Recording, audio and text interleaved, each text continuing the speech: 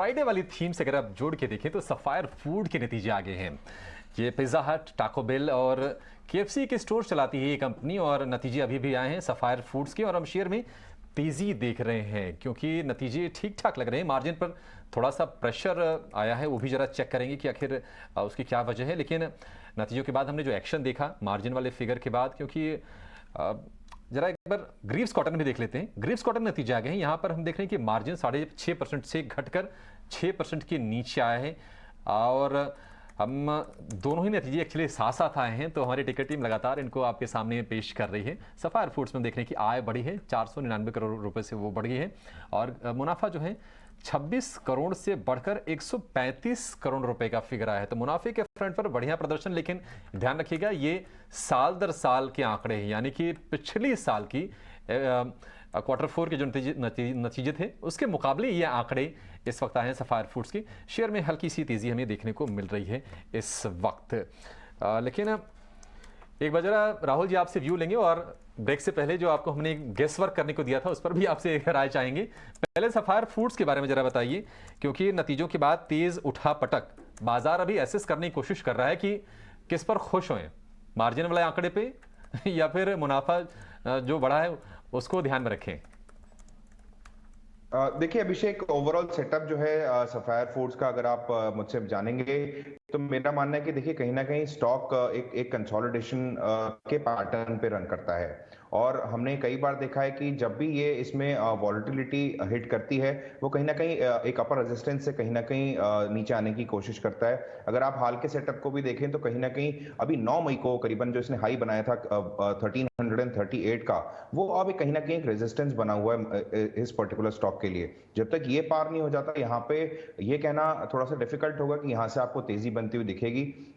ये जरूर है कि अगर आप देखेंगे बोथ साइड तो नीचे में 1270 और ऊपर में 1330, ये एक इसका बैंड बना हुआ है। अगर जिस भी साइड इसका ब्रेकआउट आएगा उस साइड ये स्टॉक जा सकता है। तो मेरा मानना है कि जिनके पास में भी है डेफिनेटली होल्ड आउट करें।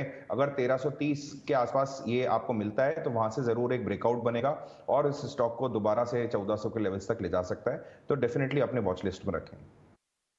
महीने भर में करीब 10% चढ़ा है, लेकिन 10% शायद यहाँ से और चढ़ने का दम रखता है। 1400 रुपए के स्तर के लिए इसको आप अपनी वॉच लिस्ट में रखिए। लेकिन ग्रीव्स कॉटन के नतीजे आए थे और यहाँ पर हम देख रहे हैं कि नतीजों के बाद अब ये शेयर है करीब करीब 5% नीचे। ग्रीव्स कॉटन, कॉटन से कंफ्यूज मत होइएगा, कॉटन से इसका कोई दूर दूर तक का लेना देना नहीं है। ये कंपनी इंजन्स बनाती है और इंजन के साथ साथ इनका एम्पियर के नाम से ब्रांड भी है जो कि इलेक्ट्रिक टू व्हीलर बनाता है और अब इलेक्ट्रिक थ्री व्हीलर के कारोबार में भी कंपनी ने अपनी एंट्री कर ली है। तो ग्रीव्स कॉटन मार्जिन जो है वो घटा है इनका, 6.5% से घटकर करीब 6% के से थोड़ा सा नीचे आ गया है और नतीजों के बाद हम देख रहे हैं कि दिन के निचले स्तर के आसपास ये शेयर ट्रेड कर रहा है। हालांकि आय जो है वो करीब करीब 500 करोड़ रुपए से बढ़कर 560 करोड़ रुपए के आसपास पहुंची। आय 631 करोड़ से बढ़कर 827 करोड़ पर पहुंची है। ये ईयर ऑन ईयर ये फिगर है, लेकिन बाकी आंकड़े बाजार को पसंद नहीं आ रहे हैं। 5% ये शेयर नीचे, 5% नीचे। किरण, क्या और अभी गिरेगा ग्रीव्स कॉटन? इस पर क्या व्यू होगा आपका? ओवरऑल ग्रीव्स कॉटन की अगर हम बात करें, स्टॉक ने प्रीवियसली हमने देखा था कि 255 तक के हाईज बने थे, वहां से स्टॉक कंटिन्यूअसली एक फॉलिंग चैनल के अंदर ट्रेड कर रहा था। कहीं ना कहीं हमने देखा कि 2 दिन पहले इस फॉलिंग चैनल के अंदर से ब्रेकआउट 150 के लेवल के आसपास आया और जब ये ब्रेकआउट आया तब तक स्टॉक में डेली चार्ट के ऊपर आप देखोगे तो एक राउंडिंग बॉटम पैटर्न है। स्टॉक सभी इंपॉर्टेंट मूविंग एवरेजेस के ऊपर ट्रेड कर रहा है और जिस तरह से वॉल्यूम हुए लास्ट 4 दिन में काफी बढ़िया वॉल्यूम हुए, तो मेरे हिसाब से थोड़ा वेट एंड वॉच कीजिए।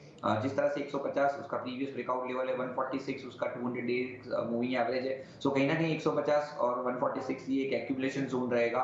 मेरे हिसाब से अगर कोई भी गिरावट, मतलब ये जो रिजल्ट के बाद हम गिरावट देख रहे हैं, अगर ये कंटिन्यू रहती है और कोई भी चांस हमें मिलता है 146 से 150 के बीच में, तो I would like to go long. अब यहाँ पे आप एक्यूमुलेट कीजिए। ओवरऑल जो स्टॉप लॉस मेंटेन करना है वो 141 या 140 का मेंटेन करना है और जिस तरह के चार्ट पैटर्न और ये एक राउंडिंग बॉटम पैटर्न है, कहीं ना कहीं हम 180 तक के टारगेट आने वाले 3 से 4 महीने में देख सकते हैं। तो ओवरऑल चार्ट सेटअप इतना खराब नहीं है, डेफिनेटली रिजल्ट का रिएक्शन है। तो कोई भी टिप आता है 146 तक आप एक्यूमुलेट कीजिए, 140 का स्टॉप लॉस। की स्ट्रैटेजी ग्रीव्स कॉटन में अपनानी है। निराशाजनक नतीजों के बाद हम देख रहे हैं एक फॉल इस पर्टिकुलर काउंटर में अब 6% की गिरावट दिखा रहा है।